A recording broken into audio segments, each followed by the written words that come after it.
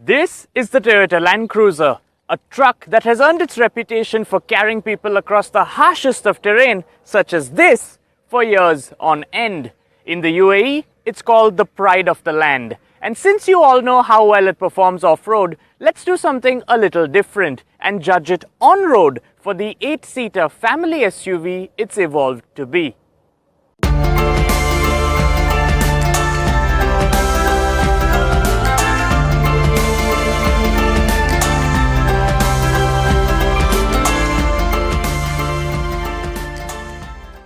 Now, the Land Cruiser we have with us today does look a little different to other Land Cruisers out there. And that's because we've got the Grand Touring Sport trim with us. Essentially, it's a Land Cruiser for the road, with retrofitted accessories, making it the most expensive Land Cruiser you can currently buy. This being the VXR model, full option in Toyota's secret language, started its life out generously equipped. But clearly someone at the dealer thought there was room for improvement. And so this Grand Touring Sport trim has been spruced up with a unique grille, LED sequential indicators, unique lips on the front and rear bumpers, 20-inch wheels, underbody lights and a chrome exhaust tip. Unlike the glittering exterior, the interior of the Toyota Land Cruiser Grand Touring Sport is rather subdued. Dark leather and wood trim cover the cabin, and although the quality is exceptional, meaning you won't be hearing any rattles or creaks for years, possibly even decades, it does look and feel quite dated. Being a 3-row, 8-seater SUV, there's plenty of space and comfort features in all 3 rows. In the front, the driver and front seat passenger receive large, power-adjustable seats that come fitted with automatic seat ventilation. Essentially, the seat coolers start out in full force to cool you down quickly and then gradually reduce as your body temperature goes down. Those in the sliding and reclining second row benefit from a 4-zone climate control system, meaning they have independent control of the AC temperature from those in the front, 10.1-inch entertainment screens and wireless headphones. And while the last row is where you typically seat children or people you didn't like very much, the fold-down third-row seats in the Land Cruiser offer ample amounts of space, both in terms of legroom and headroom, making them ideal to fit 3 average-sized adults. Before jumping into the features, I just want to highlight that this generation of the Toyota Land Cruiser was launched in 2007, making it 12 years old at the time of this review. Now, car years are a lot like dog years, and 12 years in the automotive industry is a long, long period of time. What you end up with then is an odd mix. For instance, the Toyota Land Cruiser Grand Touring Sport comes fitted with a 9-inch infotainment screen, but the resolution is terrible. It comes fitted with adaptive cruise control, but it fails to keep up with newer systems and cannot bring the car to a complete halt. It comes fitted with lane departure alert, but not lane keeping. Essentially, it's stuff that would have been revolutionary 12 years ago, but just doesn't cut it anymore. Having said that, there are some cool features, like this central cool box. See what I did there? A wireless charger, 14-speaker JBL audio system, and a multi-terrain monitor with 4 cameras. But by far the most intriguing feature is the remote engine starter. You see, most cars when fitted with a remote engine starter have a dedicated button on the key fob, but not this Land Cruiser.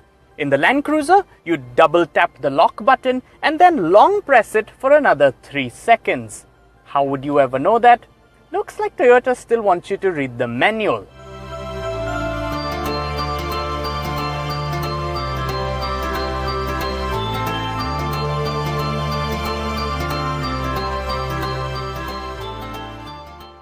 Being the very best that Toyota has to offer, the Land Cruiser Grand Touring Sport is fitted with the biggest engine in the Land Cruiser lineup. The 5.7-liter V8 that hides under the hood produces 362 horsepower and 530 Newton meters of torque. Sounds like a lot, right? But it isn't.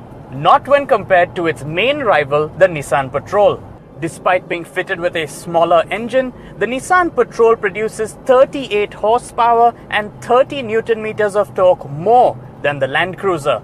What that translates to in everyday driving is that the Nissan Patrol feels lighter and more eager to pounce on the car ahead when you press the accelerator pedal, but not the Land Cruiser. In comparison, the Land Cruiser feels heavy and lethargic, almost like a tank.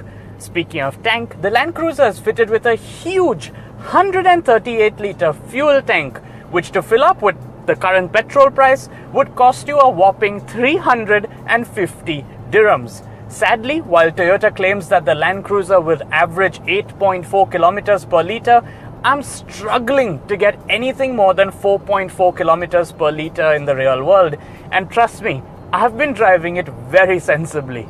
Credit where credit's due, however, I will say that the Land Cruiser is phenomenally insulated. Road and wind noise are minimal, and the adaptive variable suspension, which controls the stiffness as well as the height of the vehicle, does a great job of absorbing bumps and imperfections in the road.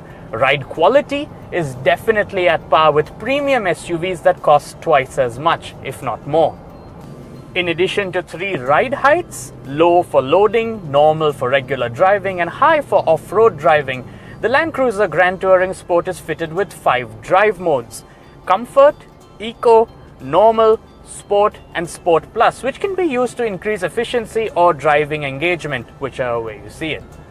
In its arsenal of off-road gear, the Land Cruiser is fitted with 2 very special features: crawl control and turn assist, both of which come in handy when braking away from the tarmac.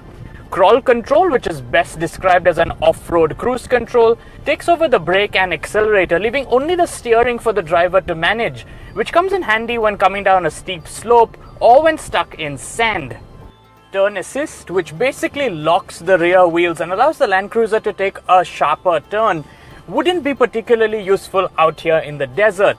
But let's say if you were driving on the mountains of Fujairah or around the wadis of Hatta, it would be immensely helpful, especially in a car this large. At 330,000 dirhams, the Toyota Land Cruiser Grand Touring Sport isn't cheap. Is it worth the money? Not really. Is it outdated and in need of a serious upgrade? Most certainly. Having said that, let's not forget that the Land Cruiser was built to carry people across the harshest of terrain in absolute comfort, and at that, it simply cannot be faulted. Thanks for watching, and don't forget to subscribe for more great videos.